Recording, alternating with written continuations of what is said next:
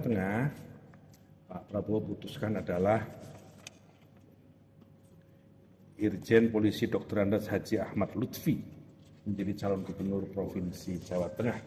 Itu beberapa nama yang Pak Prabowo putuskan untuk maju menjadi calon pemimpin, calon gubernur yang akan dipilih dalam pilkada tanggal 27 November yang akan datang. Kami harap seluruh kader Partai Gerindra segera mempersiapkan diri untuk memenangkan calon gubernur yang akan kita majukan dalam pilkada yang akan didaftarkan 27 Agustus yang akan datang. Itu beberapa nama dan provinsi yang sudah diputuskan oleh Pak Prabowo sebagai Ketua Umum, Ketua Dewan Pembina Partai Gerindra dalam pilkada ini. Apa lagi? Mau tanya, kalau untuk di Jateng ini berarti koalisinya bersama tim 4 partai itu dengan Demokrat, PAN, Golkar juga atau seperti apa? Keputusan ini tentu saja setelah kita berkoordinasi dengan partai-partai yang tergabung dalam Koalisi Indonesia Maju, dan akhirnya kita memutuskan ke Haji Ahmad Lutfi. Apa ya Pak Sekjen pertimbangannya? Sebelumnya kan nama Sudaryono yang menguat, kemudian apakah memang artinya skenario Prabowo kalah dengan pilihan Pak Jokowi begitu? Enggak, karena kita merasa bahwa Pak Lutfi adalah Kapolda Jawa Tengah dan beliau orang Jawa Tengah. Cukup lama berdinas sebagai Kapolda di sana, beliau cukup memahami kondisi Jawa Tengah dan beliau mempersiapkan diri sudah cukup lama. Sementara Pak Daryono adalah anak muda yang baru saja ditugasi menjadi Wakil Menteri Pertanian, sehingga beliau merasa perlu untuk membagi tugas, tidak bisa dua-duanya dipikul oleh Saudara Daryono. Berarti bukan karena Mas Sudaryono diminta mengalah, kemudian diberikan jabatan wamentan, sehingga Pak Lutfi yang dipilih. Itu timelinenya begitu atau gimana Pak Sekjen? Timelinenya adalah Lutfi Gubernur Jawa Tengah, Daryono Wakil Menteri Pertanian. Berarti keputusan Pak Lutfi di Jawa Tengah itu diputuskan terlebih dahulu begitu ya Pak? Diputuskan lebih dulu, kemudian Daryono diminta untuk berkonsentrasi kepada upaya tentang Food estate dan penguatan tentang stok pangan dan seterusnya, karena Jawa Tengah adalah salah satu provinsi yang ketika kita kampanye juga intensitasnya terhadap persoalan pertanian, pupuk juga cukup intensif. Untuk di Jawa Tengah sampai sekarang kami masih memprioritaskan nama Pak Lutfi ya untuk sebagai calon gubernur. Masih menunggu proses apakah memang beliau nanti setelah betul-betul pensiun kemudian menetapkan hati sebagai calon gubernur. Dan kita lihat untuk sekarang survei saya di DKI ini kan kecil. Mungkin kemarin yang terakhir adalah Litbang Kompas, saya masih di angka 1. Tapi alhamdulillah untuk di Jawa Tengah dengan tidak ada foto, tidak ada baliho, tidak ada billboard, alhamdulillah saya nomor 1. Mas Seno, deg-degan nggak nih melihat hasil survei? Mas Kaisang posisi Sudah teratas. ada sinyal juga kan pernyataan kan? Iya nggak apa-apa. Katanya survei. lebih realistis kayaknya Mas Kaisang di Jawa Tengah aja nih. Iya, Siap-siap boleh. diseruduk kandang banteng. Kita menghargai semua dinamika perkembangan yang ada akhir-akhir ini. Kenapa? Karena kita melihat dengan semakin banyak opsi yang muncul, itu semakin baik. Ya. Tetapi harus kembali diingat Mbak, bahwa pilkada ini harus kembali ke kitohnya, ke maknanya. Kenapa Apa maknanya? Ini perayaan kedaulatan rakyat. Artinya harusnya yang didengarkan paling banyak pertimbangannya adalah masukan dari Suara masyarakat. rakyat. Siapa yang mereka mau? Kriterianya pemimpin seperti apa yang dibutuhkan? Challenge ke depan seperti apa? Biar rakyat yang menjawab. Nah, seakan-akan kan hari-hari ini logikanya adalah logika kesepakatan elit. Ya. Seakan-akan anaknya A dekat dengan B, relasinya C, lalu dicocok-cocokkan maju di pilkada mana nih? Cocok logi lagi kita ngomongnya. Nah, itu yang terjadi. Sehingga kita tidak melihat ada diskursus yang berkembang di masyarakat. Siapa yang mereka butuhkan, apa yang harus dievaluasi itu tidak terlalu muncul. Memang kalau hasil survei itu tidak menggambarkan keinginan rakyat ya? Ya kan hari ini Sosok mana yang saya dipilih? rasa sifatnya sementara saja. Kenapa? Karena satu, banyak kandidat lain yang terjadi di daerah itu masih belum ngegas dalam melakukan publikasi. Artinya popularitasnya belum rata nih. Antara satu nama dengan nama yang lain. Baru satu nama aja nih. Baru 1-2 nama. Belum ada lawan nih. Belum ada yang itu melakukan konsolidasi serius. Artinya belum melakukan sosialisasi secara masif. Masih partai belum bergerak. Partainya juga belum bergerak. Sehingga ini baru beberapa saja publik yang aware bahwa ini ada pilkada dan calonnya baru beberapa. Tapi nama kader partai PDIP ini masuk posisi keberapa nih kalau melihat survei kan Bambang Pacul? Ya Masih kalau cukup jauh di bicara bawah Mas survei, Kaisang. kita yakin pilkada itu adalah dinamis. Artinya belum tentu kondisi realita yang terjadi hari ini akan tetap statis sama dengan yang terjadi pada hari pemilihan. Ini akan berkembang. Maka karena tidak ada ruang hampa di politik, sehingga kita yakin betul bahwa nanti dengan kader-kader, nama-nama kami memang bukan nama yang merupakan selebritas gitu ya, tapi dia punya latar belakang kepemimpinan yang cocok di wilayahnya masing-masing. Mas Hendy di eksekutif sangat jago, Mas Pacul ikonik di legislatif, Pak Andika Perkasa misalnya itu sangat piawai di dalam kepemimpinan militer. Sehingga ini kita bertanggung jawab atas nama-nama itu. Mas Umam, ada komentar soal ini Mas. Kalau misalnya saya juga merilis ke data nih Mas Umam ya. LSI, lembaga survei itu bulan Juni itu mengatakan ya suara PDIP terbanyak di Jawa Tengah yaitu ke Kaisang Pangarep begitu loh. Iya, pertama kalau misal kita merujuk pada basis data itu berarti ada indikasi split ticket voting di dalam basis pemilih loyal PDIP sendiri.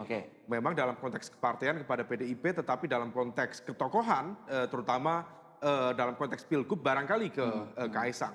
Tetapi juga di saat yang sama, tentu angka itu tidak serta-merta murni dari ketokohan atau popularitas Kaisang. Diakui atau tidak, ada faktor yang barangkali perlu dihitung, yaitu bias dalam konteks dia memang putra dari Jokowi. Jadi nama Jokowi relatif cukup kuat di Jawa Tengah dan itu berimbas pada Kaisang. Tetapi kalau misal kita cermati, Kaisang sendiri tampaknya masih berhitung. Di satu sisi tadi disampaikan Mbak Ratih, pengennya di Jawa Tengah, tetapi belakangan itu mulai dari belusukan di Kemayoran, bahkan sampai sholat Jumat yang harus dipublikasikan. Bertemu Habib. Itu di Jakarta semua. Artinya apa? Ada ekspektasi besar bagi Kaisang wajar untuk kan, Mas berada Umam? di Jakarta. Jawa Tengah maksudnya dipegang kan? Sangat wajar. Kenapa sangat wajar? Karena satu, Jakarta adalah milestone terbesar dalam konteks perpolitikan nasional. Yang kedua, dia memiliki basis kekuatan yang lebih real. Dengan 8 kursi, 7% di Jakarta, itu adalah bekal yang cukup memadai untuk mengeksersis. Tetapi problemnya, tampaknya dia ada semacam satu ketidakpercayaan diri, karena lawan tangguh yang di Jakarta. 1% itu fakta dan dia mengembrace itu kemarin di statement Jawa Tengah.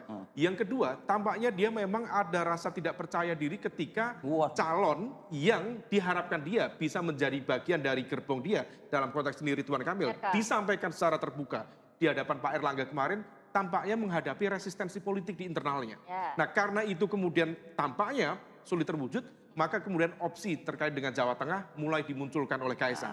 Meskipun negosiasinya ternyata masih alot. Apakah Lutfi Kaisang atau Kaisang Lutfi? Artinya dia masih membuka ruang negosiasi untuk berpotensi menjadi orang pertama, bukan orang kedua. Kaisang pede banget untuk maju di Pilgub Jateng, bahkan bilang peluangnya cukup besar. Kalau Anda melihatnya, menganalisanya, iyakah modal PD-nya hanya dari elektabilitas atau ada lagi? Ya, pertama dari elektabilitas tentu itu jadi modal ya. Dalam artian dalam survei itu tadi saya simak kan itu top of mind ya. Itu sekitar 7% itu angka yang besar lah ya, dibandingkan kandidat-kandidat yang lain. Tapi saya kira itu bukan sekedar, itu bukan modal yang cukup lah ya Cindy ya. Tentu banyak orang akan mengaitkan gitu sosok brand Kaisang ini sebagai brand politik dengan Presiden Jokowi gitu ya, sebagai bapaknya kan gitu. Karena orang akan melihat Kaisang ini lebih sebagai putra Presiden Jokowi dibandingkan Ketua Umum PSI kan gitu. Nah ini yang saya kira menjadi modal besar bagi Kaisang ya. Karena dari sisi popularitas, tentu popularitas Pak Jokowi saya kira selalu bisa dikaitkan dengan sosok Kaisang. Ya, dan selain itu kalau kita lihat ya resources yang dimiliki oleh Kaisang secara imaginary atau intangible dalam politik ya, itu kan branding Jokowi itu sendiri ya, itu menurut saya sangat menolong. Nah, itu yang pertama. Yang kedua sesungguhnya adalah apapun yang dikaitkan dengan kepuasan pada kinerja Pak Jokowi itu juga bisa memberikan berkah bagi sosok seperti Kaisang ya. Terus yang ketiga sebenarnya di sini adalah yang tadi disebut Jokowi efek. Jokowi efek itu bukan sekedar efek Jokowi ya terkait dengan pengaruh elektoral Jokowi, kemudian juga bisa kemudian mempengaruhi potensi meningkatkan elektabilitas Kaisang saja, bukan hanya itu. Tetapi kalau kita lihat lebih dari itu sebenarnya Cindy ya. Yaitu apa? Misalnya para simpatisan, relawan, pendukung Jokowi itu kan besar sekali. Dan itu bisa menjadi mesin politik yang sangat efektif juga ya bagi Kaisang. Itu yang pertama. Yang kedua juga kita lihat bagaimana respek atau respon dari elit-elit partai gitu ya kepada sosok Presiden Jokowi sampai hari ini. Itu kan saya kira Pak Jokowi masih dianggap orang sering mengatakan tuh ketua dari para ketua-ketua umum partai. Artinya kan Pak Jokowi masih sangat dihormati gitu loh. Sehingga keputusan-keputusan dan arahannya atau bahkan restunya itu bisa menjadi referensi dari para elit-elit itu. Artinya efek Jokowi akan memuluskan Kaisang untuk dapat tiket dari parpol di Jateng ya Mas? Oh itu menurut saya sangat besar kalau itu ya. Efek kandidasi, efek Jokowi, efek politik, efek Jokowi untuk khusus kandidasi Kaisang. Itu menurut saya sangat besar gitu loh. Artinya ada peluang besar Kaisang itu dicalonkan oleh partai-partai besar itu kan gitu. Itu satu. Tapi sesungguhnya bukan hanya efek pada level kandidasi saja. Tapi sesungguhnya efek yang lebih lanjut adalah efek dari misalnya tadi meningkatnya daya elektabilitas. Baik dari sisi apresiasi orang atau pemilih ya pada kinerja Presiden Jokowi gitu. Atau bahkan juga meningkatnya impresi gitu ya pada sosok Kaisang karena Pak Kaisang ini dikaitkan sebagai istilahnya putra Presiden Jokowi kan gitu. Nah, ini kan sebenarnya Cindy ya meningkat atau menurunnya ya katakanlah pada level elektoral ya basis elektabilitas Kaisang ini ditentukan banyak faktor. Yang faktor pertama tentu tadi daya angkat atau daya akselerasi yang dimiliki oleh Kaisang gitu ya untuk meningkatkan elektabilitas di Jateng itu sejauh mana itu kuat. Salah satunya misalnya endorsement atau apapun yang diasosiasikan dengan Pak Jokowi atau kinerja Pak Jokowi termasuk kepuasan. Nah itu Pak Jokowi kan kemarin bilang Kaisang bagus di Jakarta, Jateng juga bagus. Ini bentuk restukah endorsement terbuka? Ya saya kira itu normatif ya. Pak Jokowi akan selalu begitu kan. Kemarin-kemarin kan juga ke putranya Pak Gibran juga begitu juga kan gitu. Dan itu wajar karena Pak Jokowi sebagai presiden kan saya kira memberikan opini yang netral kira-kira gitu. Tetapi yang lebih mendasar sesungguhnya Cindy yang saya kira tertarik ya. Kaisang ini fenomenal tentu saja ya. Terlepas dari berbagai hal apapun ya. Dengan misalnya faktanya gitu ya data survei top of mind masih 7% dan itu cukup besar bahkan melampaui atau sedikit di atas Pak Lutfi misalnya yang sudah lama membangun basis di sana pengaruhnya ya karena area pekerjaannya di sana. Nah tetapi di luar itu sesungguhnya pertanyaan berikutnya apakah ya elektabilitas Kaisang ini akan terus melejit apa enggak kan gitu. Nah ada beberapa yang mengatakan bisa aja itu stuck kan gitu. Kenapa? Karena Kaisang belum ada misalnya kompetitor nama besar yang potensial kan gitu. Sehingga ada yang di banyak data juga mengatakan 2/3 lebih gitu pemilih Jawa Tengah belum punya preferensi. Sesungguhnya bukan hanya 2/3 lebih yang belum punya preferensi ya. Karena mungkin kenalnya yang paling populer Pak Kaisang gitu. Tetapi saya lihat juga sejauh mana gitu muncul resistensi pada untuk memilih figur ya pada sosok entah sosok Pak Kaisang sendiri atau bahkan yang dikaitkan dengan Pak Kaisang. Misalnya contoh ya misalnya muncul para pemilih yang mungkin tidak suka dengan dinasti politik misalnya ya kan narasi-narasi itu kan pernah muncul di waktu Gibran maju sebagai cawapres misalnya begitu. Itu satu. Terus yang kedua misalnya muncul kandidat alternatif dari partai lain. Misalnya contoh kalau kita lihat Jawa Tengah itu kan basis kandang banteng PDIP. Banyak yang mengatakan mesin-mesin PDIP ini belum gerak nih kan gitu. Nah pertanyaannya kalau punya kandidat yang potensial mesinnya gerak, nah apakah misalnya laju elektabilitas Kaisang itu kemudian akan stuck atau berhenti di sana. Kemudian Mas Nyarwi dengan masih ada 60%-an lebih responden tadi dari survei Litbang Kompas yang masih belum menentukan, siapa memang sosok yang kira-kira bisa memengaruhi elektabilitas atau peta politik di Pilgub Jateng? Yang bisa menjawab tentu para ketua umum partai atau siapa yang menominasikan calon-calon ya di masing-masing partai itu atau koalisi partai ya. Kalau dari nama-nama yang ada memang tampaknya itu belum cukup kuat ya dibandingkan Kaisang. Misalnya tadi disebut ada PDIP yang mantan wali kota Semarang misalnya begitu. Beberapa tokoh yang lain memang ada kelemahan ya Cindy. Saya lihat ya para tokoh-tokoh yang lain ini itu kelemahannya ada dua. Kalau satu misalnya dia dari background bupati, wali kota ya, itu kadangkala basis dukungannya nggak merata, dia hanya ngeblok di wilayahnya gitu.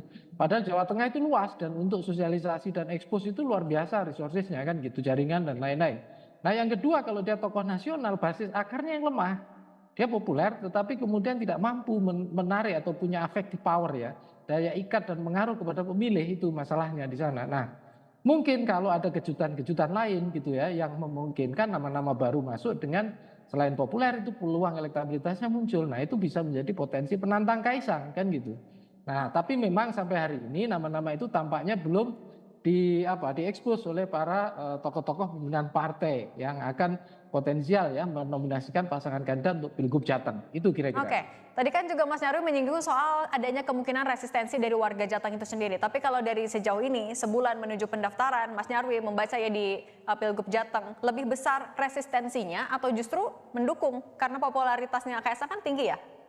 Ya, kalau kita lihat resistensi, itu kan ada dua jenis ya. Yang pertama resistensi terbuka. Kalau terbuka kan gampang kita baca ya. Misalnya ketidaksukaan disebutkan di sosial media atau apapun, itu kan lebih mudah.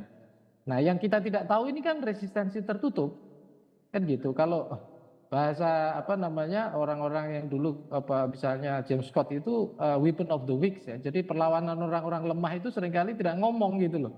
Nah di data survei itu biasanya ditunjukkan dengan jawaban tidak tahu tidak menjawab gitu, padahal sudah punya jawaban. Nah ini kan juga sesungguhnya bentuk resistensi juga ya, belum lagi nanti kalau muncul narasi-narasi misalnya dari para pemilih. Ya memang tentu saja ya, saya kira Jawa Tengah itu menjadi arena yang cukup keras sebenarnya dalam arti ya pertarungan elektoralnya, karena apa? Ada basis-basis partai-partai yang juga ideologis dan juga ada basis-basis tokoh-tokoh juga yang saya kira dalam banyak hal gitu memiliki mereka itu istilahnya konstituen atau loyalis-loyalis. Tetapi pertanyaannya kan gini, mungkin juga dugaan saya ini bukan memberikan angin segar kepada Mas Kaisang ya, tetapi orang-orang Jawa Tengah juga mudah mengapresiasi ya, memberikan respect gitu ya kepada para tokoh yang juga dianggap berhasil membangun wilayahnya, menjadi role model atau contoh dan lain-lain. Dan itu di sana saya kira peluang dan pengaruh Pak Kaisang bisa berkembang meluas gitu loh, termasuk brandingnya bisa terakselerasi dengan baik sehingga tingkat elektabilitasnya ada kemungkinan juga akan terus meningkat gitu loh, kalau misalnya tadi tidak ada resistensi, kemudian tidak ada tokoh alternatif yang lebih menarik, ya partai-partai sendiri mestinya tidak bekerja dan lain-lain. Dan hari ini dinamika itu saya kira masih berlangsung ya Cindy ya. Oke, artinya sosok yang kental sekali dengan ke Jawa Tengahannya itu bukan jadi faktor mutlak bagi konstituen di Jawa Tengah ya? Dalam beberapa pilkada terakhir ya, khususnya Pilgub, itu tidak ada sentimen, saya lihat ya, sentimen dari data-data juga, itu sentimen bahwa tokoh yang muncul itu harus tokoh Jawa Tengah. Artinya berasal dari Jawa Tengah iya, tetapi tidak harus kemudian misalnya figur dari berkiprah lama di sana. Kita lihat ya, dulu misalnya ketika terjadi pertarungan Pak Bit Waluyo ya dengan sebelumnya dengan Mas Ganjar juga dan seterusnya. Kan sebelumnya banyak juga yang jadi dari tokoh nasional ya, Mas Ganjar juga 2 periode kan gitu di DPR dulu kan gitu. Nah fenomena seperti ini saya lihat juga masih tren terjadi untuk khusus Pilgub ya, di mana pilkada Jawa Tengah itu sangat terbuka dengan para tokoh-tokoh nasional. Bahkan Pak Sudirman Said yang menjadi penantang Mas Ganjar ya, periode yang kedua itu kan juga katakanlah tidak punya sebelumnya ya berkarir dalam basis elektoral di wilayah kabupaten atau kota ya di Jawa Tengah. Jadi ini Jawa Tengah itu arena yang sangat terbuka sesungguhnya, tetapi memang kemudian pertanyaannya adalah siapa yang mampu gitu punya effective power ya, punya tidak hanya populer tapi kemudian daya tarik yang kemudian bisa meyakinkan gitu ya masyarakat untuk milih. Karena kalau kita lihat data survei kan 60% lebih kan gitu. Artinya mereka masih berpikir, menimbang, masih ini dan seterusnya. Belum lagi kalau misalnya bahkan resisten tapi tidak disampaikan kan gitu, tidak mengatakan. Oke, Mas Nyarwi, kan Mas Kaisang juga menyebut soal peluangnya duet sama Irjen Ahmad Lutfi. Kalau Anda melihatnya kira-kira gimana peluangnya? Siapa yang akan jadi cagupnya, siapa jadi cawagupnya? Ya, ada kemungkinan dugaan saya kalau itu ya, itu belum pasti antara siapa cagup cawagup. Tetapi kalau kita lihat kan kita simak ya misalnya track record Pak Ahmad Lutfi yang pernah kita dengar misalnya Pak Ahmad Lutfi memang kan semangatnya pengen jadi gubernur kan, bukan calon wakil gubernur ya, tetapi sebagai cagup ya. Nah, sementara saya lihat Mas Kaisang ini kan dari awal juga ada peluang dorongan ke arah cagup juga, walaupun banyak juga yang kemudian mengatakan masih muda sebaiknya sebagai cawagup. Nah, kalau kita lihat basis elektabilitas, biasanya gitu para elit politik termasuk pimpinan partai itu akan menentukan pengaruh elektabilitas yang paling kuat itulah yang kemudian biasanya menjadi alternatif cagup ya, bukan cawagup. Nah, kalau kita lihat uji itu ada kemungkinan Mas Kaisang akan didorong menjadi calon gubernur. Tetapi pertanyaannya adalah apakah chemistry itu cocok apa enggak di antara keduanya. Yang kedua, kemudian dua pasangan ini gitu apakah memiliki irisan-irisan basis elektoral apa tidak? Ataukah misalnya dengan digabung itu makin menarik gitu, makin kuat atau justru sebaliknya? Ya, justru irisan suaranya semakin tebal sehingga sesungguhnya itu tidak memperluas basis dukungan. Nah, ini saya kira juga akan menjadi pertimbangan ya orang-orang yang akan partai-partai yang koalisi partai akan mendorong ya siapapun entah Pak Lutfi atau Mas Kaisang sebagai sosok di gubernur atau wakil gubernur di pilkada Jawa Tengah. Oke, Mas Nyarwi, tapi kan di Koalisi Indonesia Maju untuk di Jawa Tengah selain ada Kaisang, ada Ahmad Lutfi, ada juga nama Taci Yassin Maimun. Ini ada kemungkinan nggak Koalisi Indonesia Maju mungkin akan terbelah nih di Pilgub Jateng? Ya, kalau peluang itu selalu terbuka ya, Cindy. Tidak ada, kita sudah lihat di berbagai tempat ya, di Jawa Barat juga ya, khususnya yang terakhir itu kan partai-partai Koalisi Indonesia Maju itu kan sudah pisah jalan kan, dengan jelas misalnya yang dari dimotori oleh Gerindra dan juga bahkan dengan menggandeng PKS ya, dan juga Nasdem dia kemudian mencalonkan figur lain sementara Golkar belum mencalonkan, misalnya begitu. Nah, hal seperti ini bisa aja terjadi di Jawa Tengah gitu loh. Tetap balik lagi kalau kita bisa lihat arena pilkada itu kan bukan hanya sekedar partai, tapi calon-calon dari yang diusung oleh partai itu seberapa dia mampu gitu ya untuk punya daya tarik di mata pemilih. Biasanya kan ada banyak pertimbangan ya. Kemampuan untuk mengakselerasi elektabilitas gitu, kemudian juga tingkat dukungan dari masyarakat, relawan dan partai gitu. Selain itu juga prospek soal skill kemampuan kan gitu. Kalau nanti dia memerintah gitu, kira-kira punya nggak kemampuan atau kapasitas ya untuk mengelola pemerintahan dan kekuasaan kan gitu. Di sana juga itu jadi pertimbangan selain faktor karakter dan lain-lain atau kedekatan dan lain-lain itu ya. Oke, nah kita kan tahu Jawa Tengah sebagai kandang banteng. Nah tapi sejauh ini dari hasil survei sosok dari PDIP belum kuat munculnya. Kalau Anda membacanya, akankah muncul sosok itu atau seperti apa? Ya, biasanya juga PDI Perjuangan itu tidak mau ketinggalan ya. Dia sangat hati-hati apalagi dengan basis Jawa Tengah yang merupakan basis yang kuat. Menurut saya akan terlalu berisiko ya bagi PDI Perjuangan gitu untuk tidak punya strategi yang cantik atau canggih ya di Jawa Tengah dengan mencalonkan figur yang punya kemampuan elektabilitas yang rendah. Dugaan saya tetap akan dicari ya siapapun gitu yang potensial gitu untuk bisa diusung oleh pasangan PDI Perjuangan maupun dengan koalisi lain, partai lain untuk menjadi sosok figur calon gubernur ya dengan wakil gubernurnya. Tetapi sampai hari ini kan belum diumumkan ya. Kenapa? Karena ingat ya Cindy ya, biasanya pilkada itu menjadi fondasi juga ya bagi membangun basis politik untuk pemilu berikutnya. Ada pileg dan pilpres, selalu berputarnya begitu ya, kayak circle-nya begitu. Nah, Jawa Tengah saya kira akan terlalu berisiko bagi PDI Perjuangan untuk menyerah gitu ya. Kemudian tanpa catatan kemenangan dan itu akan menjadi track record buruk. Siapa dong sosoknya? Ya, kalau itu bisa ditanyakan kepada pengurus PDI Perjuangan. Gitu. Tetapi dugaan saya nama-nama yang ada gitu ya di survei itu juga menjadi pertimbangan. Ya contoh Mas Bambang Pacul, ya Pak Endadi, Mas Hendi, terus yang lain. Tapi bisa juga itu ada kejutan misalnya tokoh yang mungkin gitu dinominasikan, ya mungkin selama ini cukup potensial tapi katakanlah di tempat lain ya. Tetapi saya agak ragu juga kalau PDI Perjuangan itu mencalonkan gitu kader di luar tokoh di luar kadernya ya, karena itu menyalahi pakem atau istilahnya tidak sesuai pakem yang selama ini dianut oleh PDI Perjuangan. Kecuali model kepemimpinan PDI Perjuangan udah berubah. Nah itu lain lagi ya Cindy gitu. Oke. Mas Nyarwi ada pandangan juga besarnya peluang Kaisang maju di Pilgub Jateng karena dipilihnya Sudaryono, Ketua DPD Gerindra, jadi Wakil Menteri. Anda melihat memang ada benang merahnya di sana? Ya, kalau bukti-bukti atau eviden yang menjustifikasi itu saya kira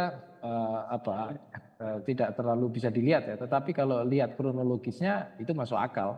Dalam artian begini, kan Sudaryono ini kan salah satu calon yang kita lihat ya dari berbagai sebelumnya balihonya beredar gitu ya di Jawa Tengah dan cukup intens gitu ya menggarap untuk menjadi sosok cagup ya dalam pilkada Jawa Tengah. Tetapi dengan menjadi wamen gitu tentu artinya apa? Space yang selama ini diisi atau direbut suaranya oleh Sudaryono, tiket kandidasi yang selama ini potensial juga didapatkan Sudaryono, itu kan sudah nggak ada di situ. Sehingga tentu potensi Kaisang makin besar tentunya logikanya kan gitu. Untuk dinominasikan atau bahkan mampu memperkuat basis elektabilitasnya gitu ya untuk dalam Pilgub Jawa Tengah. Jadi kalau logikanya seperti itu Cindy, tentu dengan tidak hadirnya Sudaryono dalam bursa Pilgub Jateng ya saya kira itu memperlebar peluang Kaisang untuk melaju ya dalam pilkada Jawa Tengah di situ, baik untuk mendapatkan tiket kandidasi maupun bahkan untuk meningkatkan basis elektabilitas dia supaya bisa kompetitif dalam pilkada Jateng. Itu kira-kira. Oke, seperti kata Kaisang, kita tunggu Agustus nanti akan terjun di Pilgub mana. Terima kasih Mas Nyarwi Ahmad, semoga sehat selalu.